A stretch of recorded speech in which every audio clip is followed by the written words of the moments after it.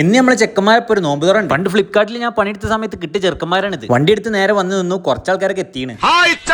പ്രായം കൂടുതലോളം ചുരുക്ക് കൂടി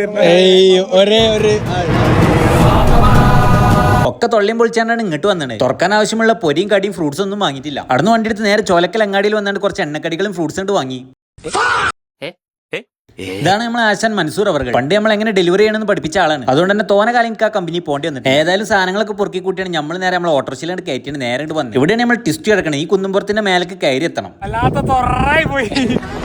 ഞങ്ങളുടെ ബുദ്ധി